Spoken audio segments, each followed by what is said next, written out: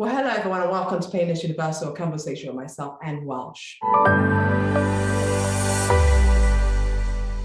Are you in pain? Are you anxious? Are you stressed?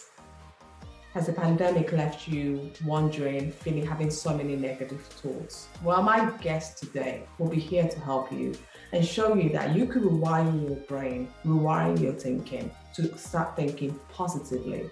Take away your anxiousness from your life.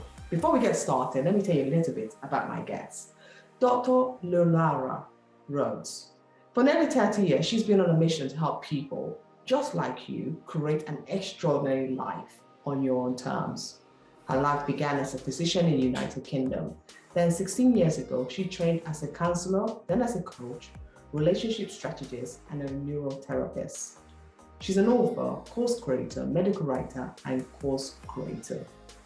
Clients often come to her who are, listen to this, uncertain, negative, worry, anxiety, lack of energy or motivation, confused, feeling overwhelmed, and burdened with responsibilities of life. She guides them into a commitment into getting their life back by helping them get clarity on the life they deserve and help them create a solid strategy for change. Her approach is unique and holistic. It draws upon her experience as a coach, corporate wellness trainer, business coach, physicians, and someone who's been through extreme chronic pain herself. She helps you thrive and achieve balance in all areas of life. We'll be asking her how she does this. How can she help us to thrive in such uncertain times? What is it needed to do? Do we need to do? How do we become better in what we do? Well, I'm super excited. Wait no further. Let's meet our amazing guest, Dr. Leonaura. So hello everyone and welcome again to Painless Universal Conversation with myself and Welsh. Conversation today is really asking you the question, are you stressed, uncertain, negative-minded, worry, anxious, lack of energy, lack of motivation, not feeling, don't feel like you want to do anything. You have all this drive, but it's just not there. And especially after the pandemic, I think a lot of us has been hit by it really badly. We're not quite sure if we should go ahead, if life is so uncertain, what's the bother? Why should we even bother? Well, this conversation is definitely for you, and you should really tune in and listen to it the whole way, because this will teach you on ways you could get out of those feelings. My guest, Dr. Leonora, will be telling us about her own journey, how she's overcome her own personal struggles, and how she's managed to find her joy. And she'll be teaching you ways to cope with it. So someone who's been doing this for a very long time. How are you? Yes, I'm very pleased to be here. Nice to be on the show, Anne. Thank you.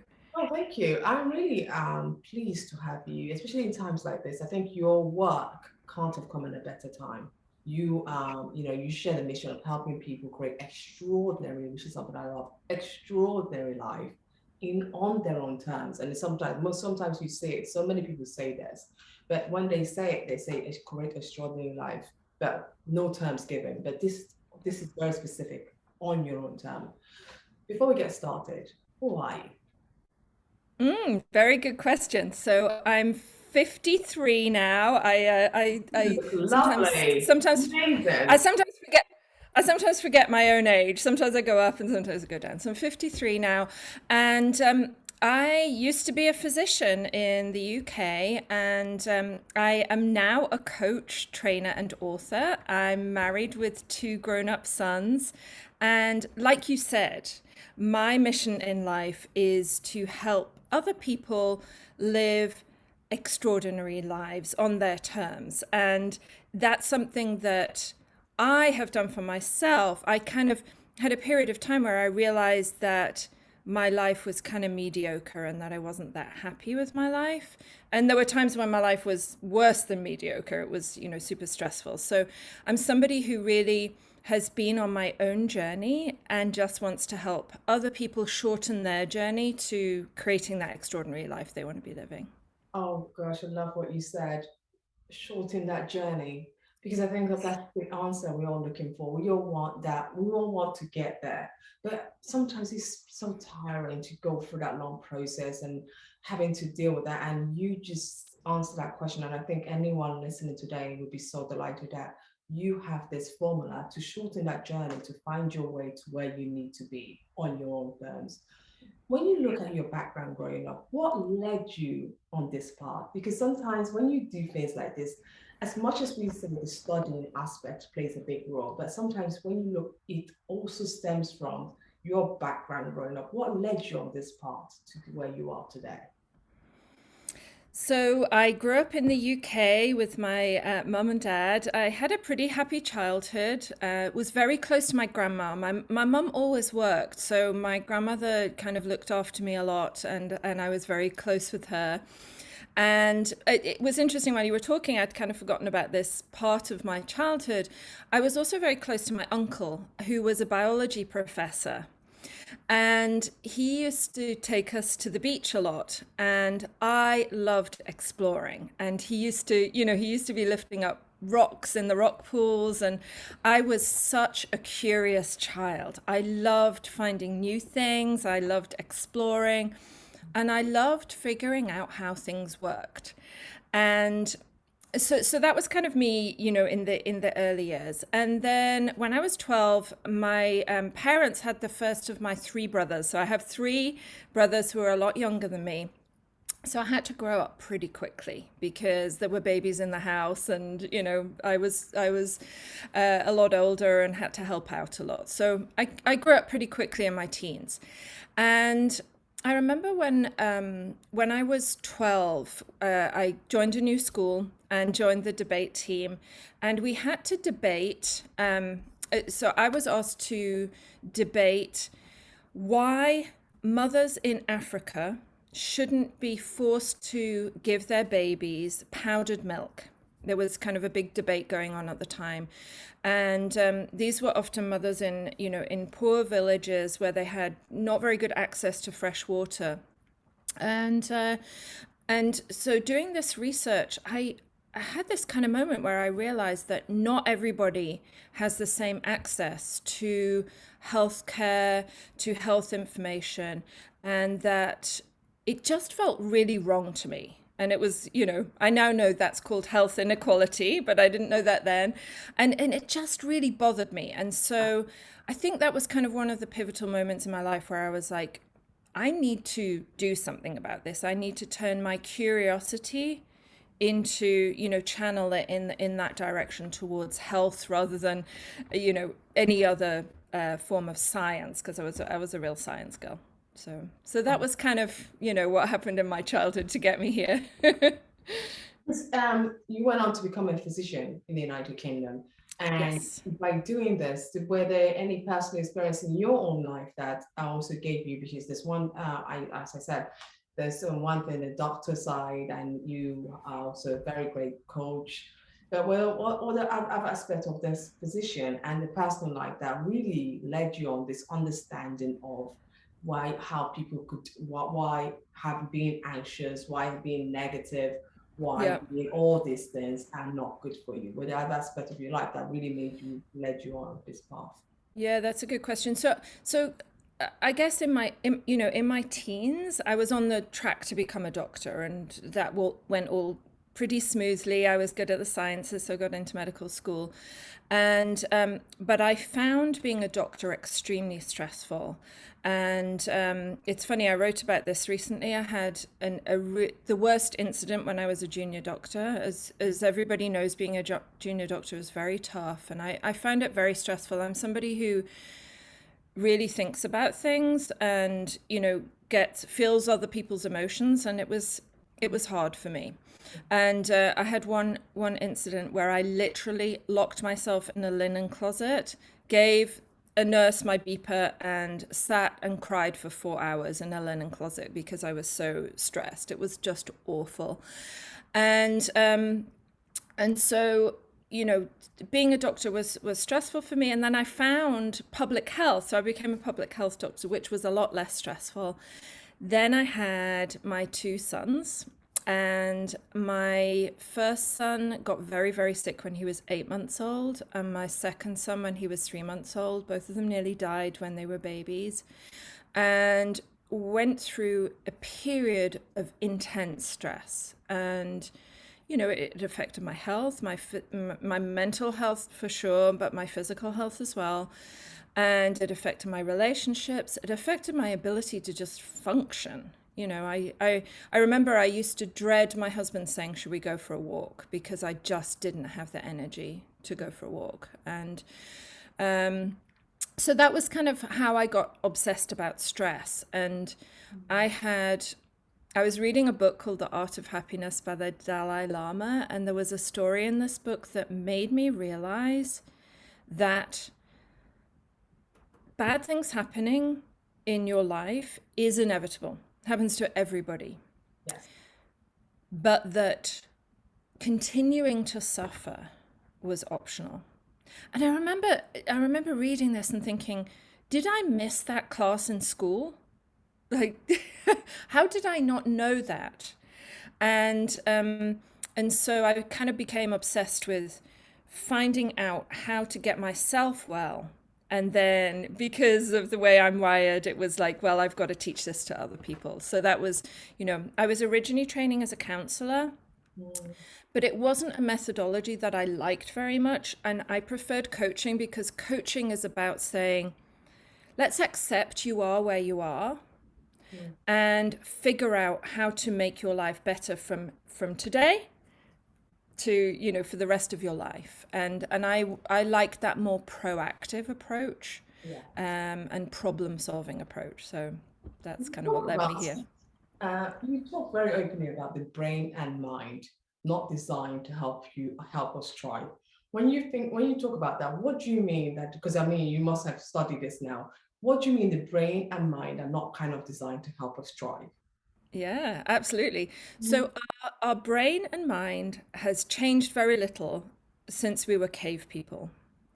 And, back when we were cave people, our main things were survival, reproduction, and there was very little that was about being happy and having a bigger mission in life, all of that good stuff that we often talk about today.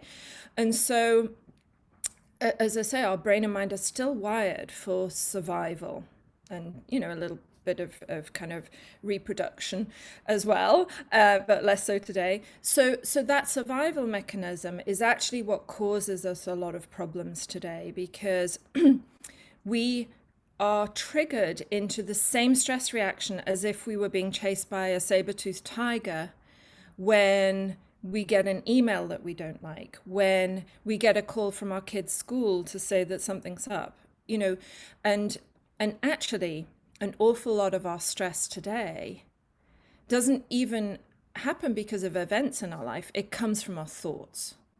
A thought can immediately put you into a stress reaction. And it's not even real. You just kind of made it up in your mind. So that's what, very simply put, that's kind of what I mean by that. And I think it can really help people to understand that they're not broken.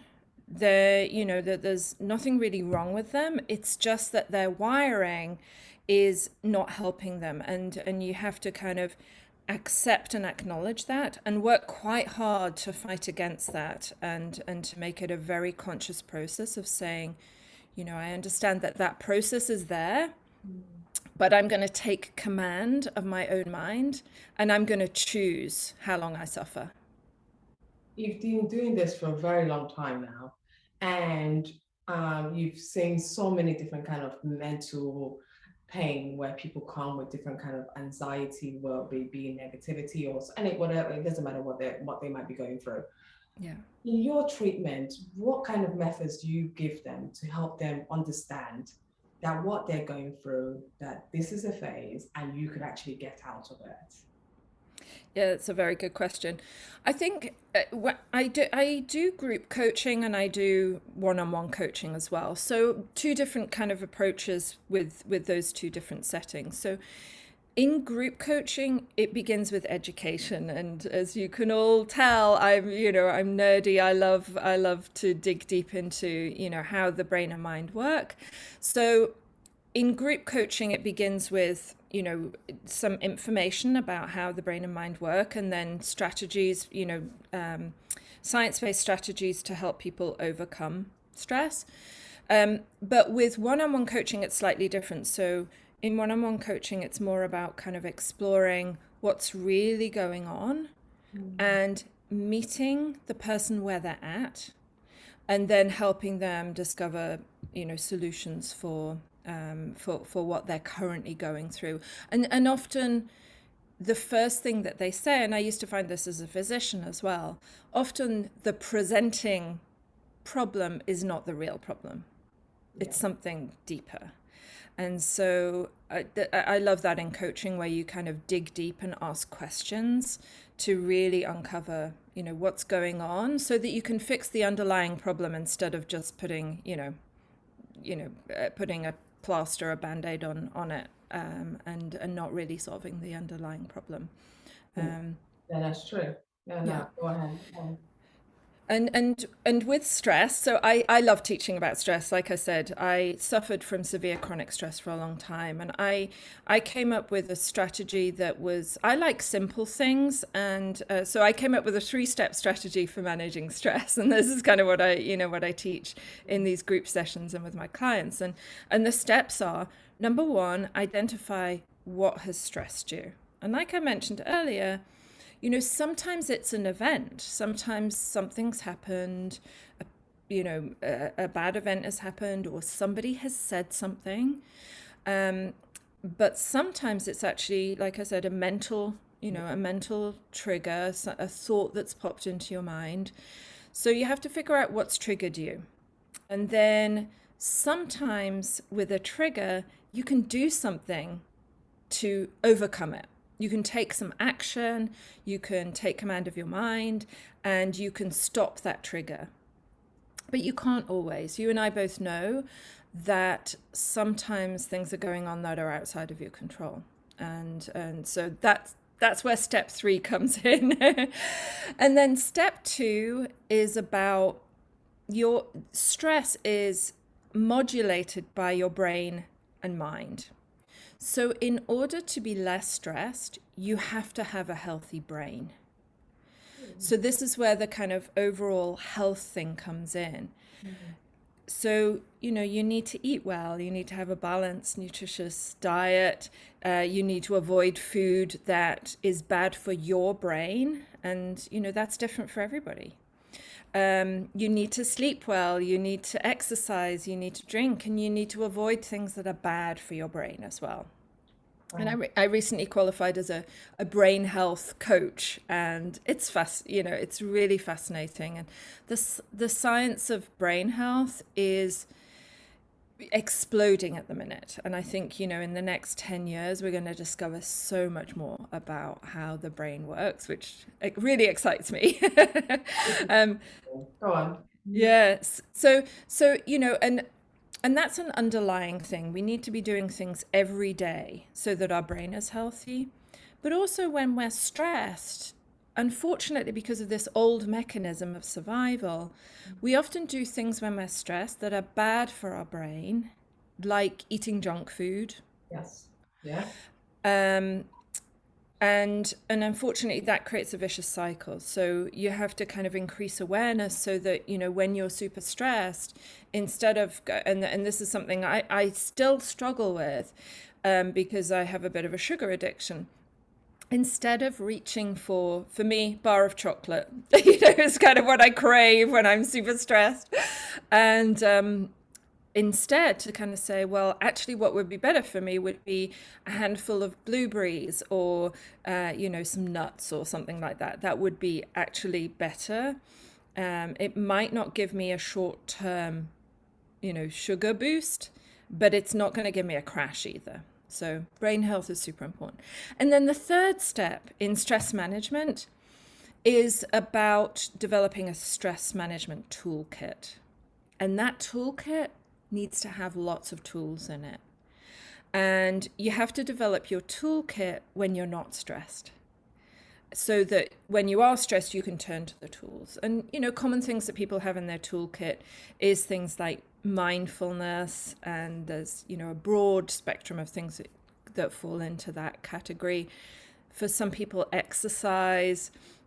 It can be going for a walk in nature, doing a hobby that you really enjoy. I had one client that said to me, the best thing when I'm stressed is riding my motorbike on country lanes. Is that okay? And I'm like, if that works for you and you're riding safely, then I'm all for it. It needs to work for you, not be, what society tells you to do. And so you have to develop your own toolkit. Does that make sense? That makes total sense, because I could actually relate to this, because with my own chronic illness, I had to find what worked for me. Other people with the similar chronic illness will tell me this worked for them, and I'll try it. It won't work for me, because everyone is different. Everyone's ways of processing things are different, so you have to adapt things to you. So I love that. The one I never thought about, which you just mentioned, was the toolkit, and I didn't know that was actually a thing where you could actually start listing out things that works for you and things that don't work. And I think that will take me to my next question, Leonora. Yeah. Is commitment from an individual needed to change their lives for better? Do people really need to make that commitment to do this, to make their life better? I think they need to have a certain level of commitment. It's funny, I often get referrals from parents to coach their kids, a kid who's struggling. And if the kid or young adult doesn't buy in and isn't really committed to the process, it very rarely works. And I've had a couple of young adults who it really hasn't worked with, because they're just not that interested. They're not ready.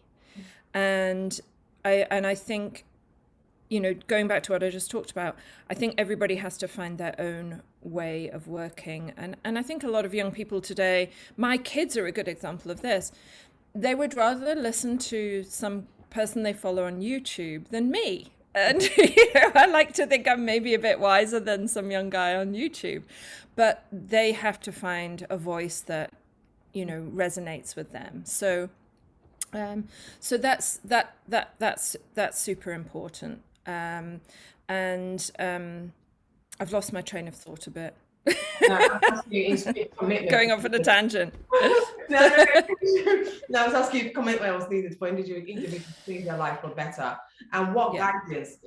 Because I think in this question there's so much uncertainty right now. So what kind of guidance when people are? I think you used a great example with your sons, but there are other guidance that people could use to stay committed to that staying on track. What other method would you advise?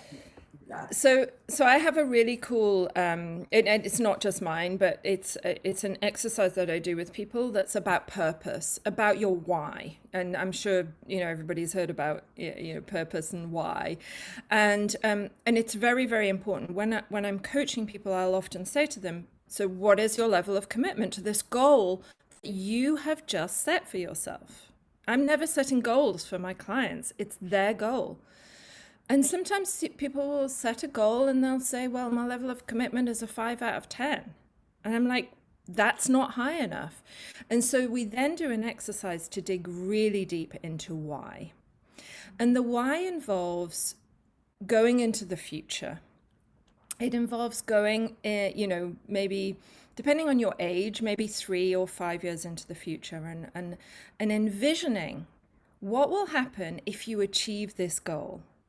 Like, why do you want it? And how will you feel? And who will you become on the journey of getting to this goal? And then we also do a part of the exercise where you turn it around and you say, okay, so let's say you do nothing. What will happen in 5 years' time? What will be the cost? What will be the pain in 5 years' time if you do nothing? And this is often where we help people get the leverage that they need, where they kind of say, oh my goodness, this is something that I will really regret. Yeah. And then at the end of that purpose exercise, I'll say to them, so what is your level of commitment now? And it's often a 10 or more. And if it hasn't risen, Mm. then I say to them, your time, energy, and attention are your most precious resources. You need to think carefully about whether you want to spend those resources on this goal. Because if you're not committed, as soon as things get tough, you're probably going to give up. That's very true. It is very true. When you're on a mission and you really have to achieve things, Yeah. the road will be bumpy, and you have to think about that. And if it's bumpy, are you going to keep going on that mission, or would you just have to stop and turn around and go back and start from basic again? That's really a Exactly. good way to look at it. Yeah. Yeah. And there's a I think there's a big problem. There's always been a big problem with this, but particularly today with people dabbling and, deciding on doing something and doing it for a while. And as soon as there's any sign of, Yeah. a challenge or a problem, they give up. And, in order to master anything and get really good at something, you have to know that those challenges are going to come. And you have to say, when the challenges come, you say, great, here's a challenge. I get to grow even more now. And I was expecting this challenge, and here it is. I'm going to grow and I'm going to continue.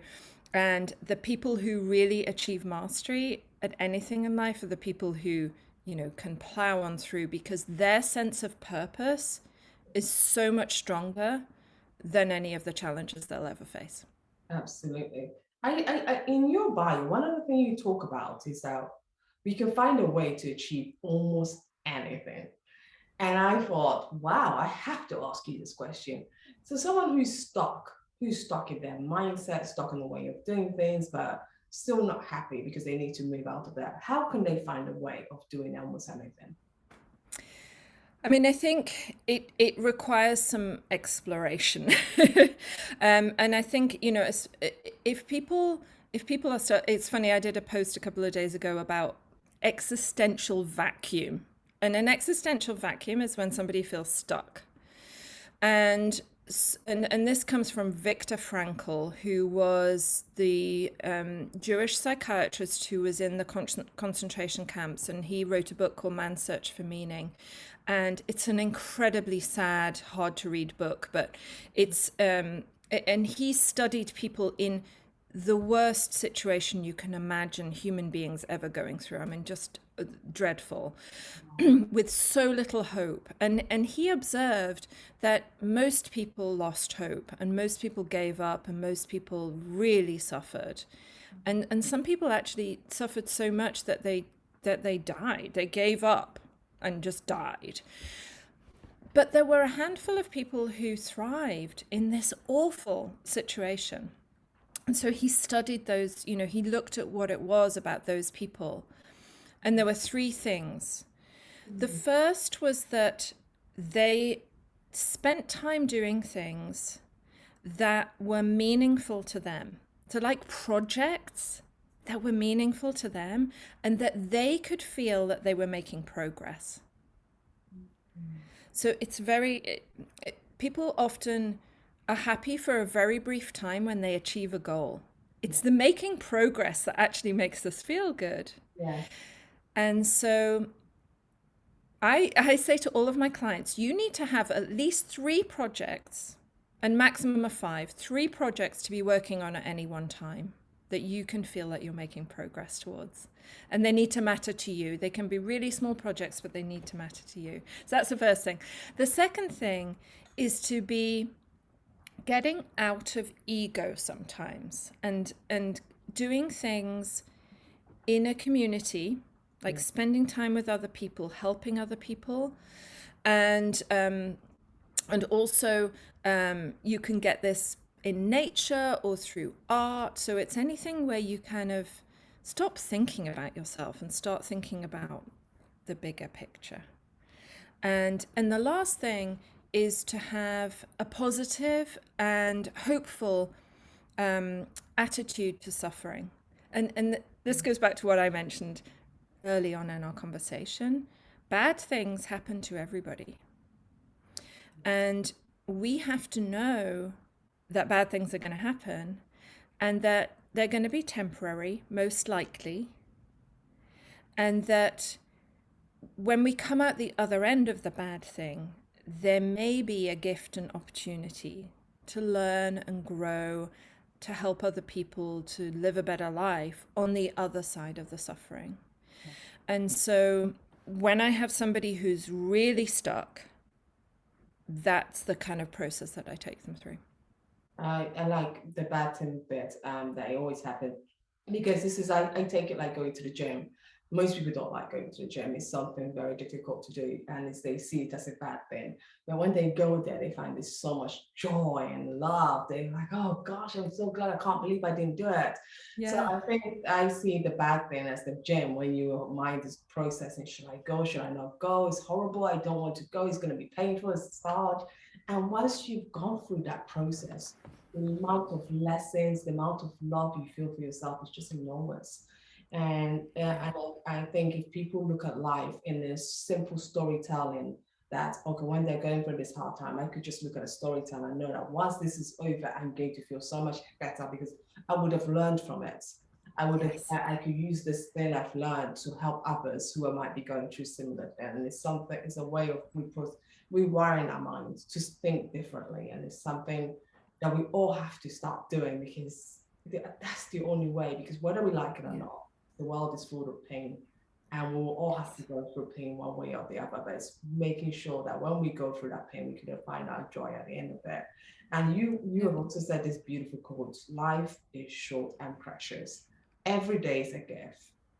Did an event in your life give meaning, true meaning to this statement? Because this is such a beautiful statement, and I think so many people use it, but so many people not quite sure how taking it, absorbing it in. And for me, when I read this from yours, I thought, wow, this is so beautiful. Why is this such a precious statement to you? Yeah, and I think, this realization goes back to my early adult years when I was a physician. Not to get depressing, but I saw many people die, and some of them were young people. And then I've lost people in my own life, and having been through that, you see how fragile life is.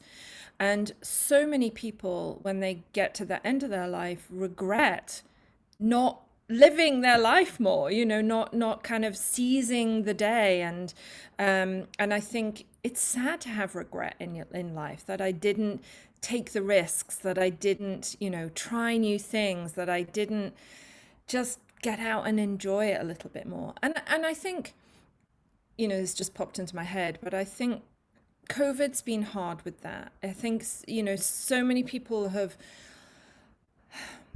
been disappointed. Their plans are continuously being disrupted. And so, it's been very interesting working with people during COVID to kind of see that, the kind of feeling constantly knocked back. So, but I think, and I don't know if I told you this, Anne, but I nearly died of COVID in November 2020. I had a night when I thought I might die. And my chest was burning. It was the most horrible feeling, and I couldn't take a breath. It was like really frightening. And I kind of did a lot of thinking, and I asked myself the question, and I urge everybody to do this: you don't need to wait until you have a near-death experience to do this. But if I get gifted more days from this day on, what will I do with them? That was the question I asked myself on, when I thought I might not wake up in the morning. And it sounds melodramatic, but I really, I really felt that way. And so I think, and it's funny, in some spiritual practices, there is this concept of considering your own mortality, and saying to yourself, I will die one day, and I don't know when that's going to be. So why not just live my best life today, even if things are tough, even if COVID is still closing things down? Plan things, get creative. If you're struggling to socialize with people, get creative about that. You can figure it out. So I hope that answers your question. In a massive way. I love that. And I love your example about, giving an example with your own life and also your experiences as being a doctor and what you saw, because I think it's one thing COVID taught me is that, I have my own chronic illness and I've seen it. I've been there. I know what it's like. This is something I've seen since I was a baby. But a lot of people never understood when I say to people that back in the days, life is short. People just thought, oh gosh. And when COVID came, in a way, it was like, finally, people get to understand my life. People get to understand what I mean by life is short, why I'm so grateful. Every day I just wake up and I could take a breath of air. I'm just so grateful. Every day I wake up, I could actually walk. I'm grateful. Every day I wake up, I could actually kiss my babies and say, I love you. It's for me, it's massive. Why other people are waking up and say, what is my next chase? What am I going to make? And when I saw this precious quote from you, I thought I have to ask you about it from your own experience, because I like to hear other people's perspective about it. Is there a way we could wire our brain to allow us to overcome limitations, become happier, healthier, and a better person? Yes, definitely. And this is kind of, what I spend a lot of my time doing. And I think rewiring takes time, just to kind of be really upfront about that.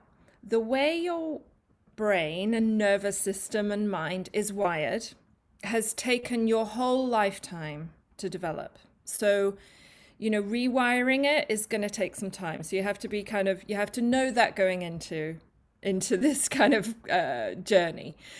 But I think when you kind of figure out the behaviors, the things in your life that you are not happy with, that's the first step. You have to bring awareness to what you want to change first, and be really honest with yourself.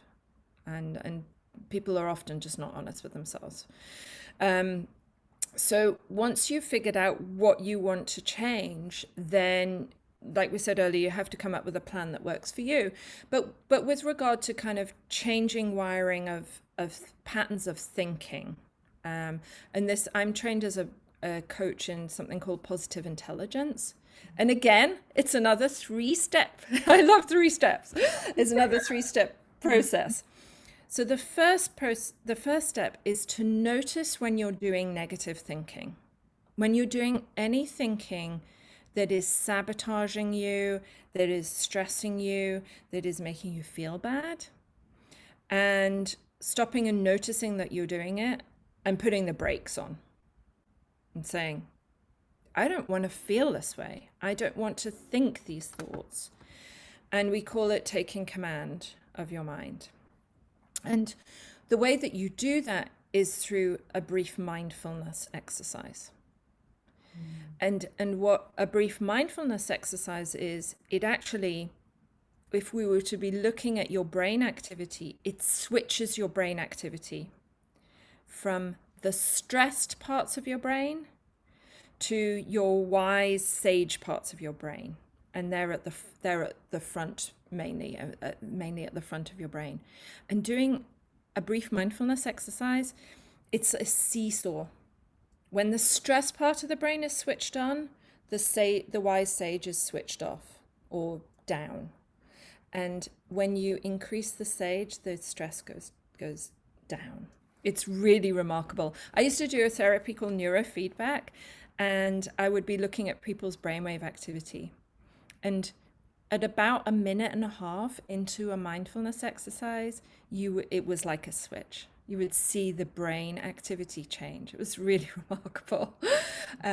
So that's kind of, that's, and so you do that process and you practice it a lot so that it wires a new way of thinking and being into your brain.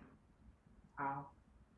That is truly phenomenal. And that works. I think it will take time. Everything takes time. But before I let you go, I have to ask you, within your family. Yes. I'm sorry, did I cut you off? Because I don't know if you have. No. Because you said there were 3 points. How many have you given me? I think I gave you 3. Oh, Yeah.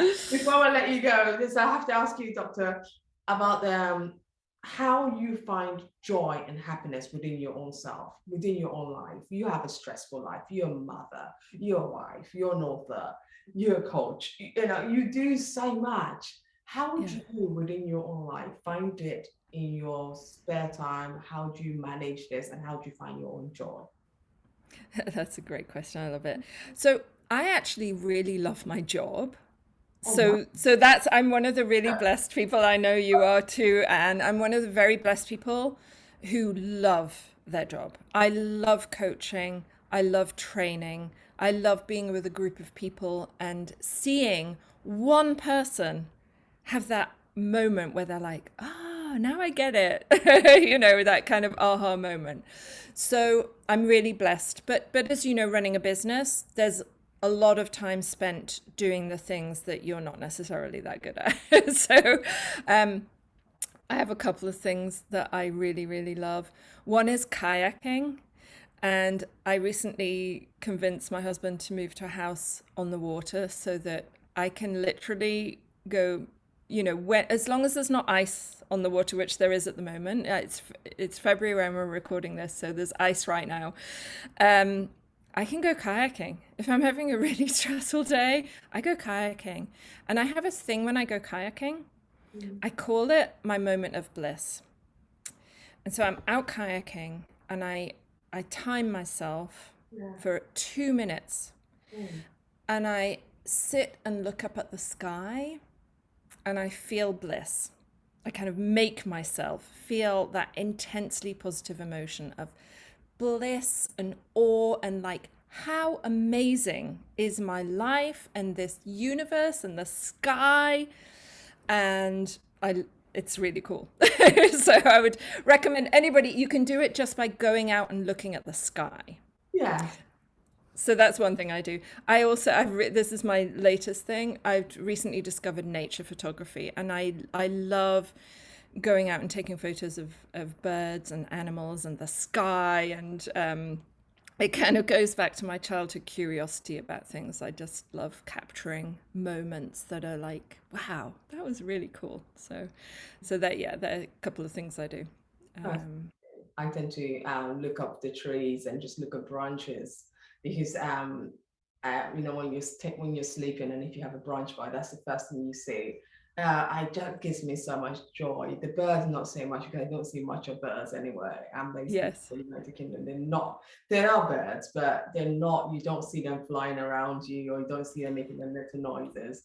So I used to love birds, but now I don't see much of them. So I just look up on the branches. I sometimes just look up. I love architectural buildings as well. Yeah. Whenever I feel down, I just go out in the city of London and just start taking pictures of buildings. And they just, honestly, people say, why do you just sometimes post me? Actually, that gives me so much joy just looking at it and just thinking, how did someone come up with it? How did they even start with the building? Just thinking, oh, that gives me so much joy. So it's That's nice to hear beautiful. that someone else enjoys nature. I'm so delighted to have spent this afternoon with you and have this conversation because not only have you helped us understand that anxiety is real, it's real. A lot of people go through it, bad things as well, because sometimes we think it's just certain people that are deserving of bad things, but it happens to everyone. But what you do very well, and you're such a perfectionist at this, is that you coach people on the better ways to understand that, yes, you might be going through challenges, yes, you might be going through pain, but there's ways to rewire your brain to make sure that whatever you're going through, you could go through it, you mourn the process, but at the end of the day, there's still joy to be found from whatever you're going through. I can't thank you enough. Any final words before I let you go? No, just like I said, like you reiterated my words. Life is short and precious, and go out and seize the day. Dr. Leona, thank you so much. I really Thank you. appreciate this. Thank you so much.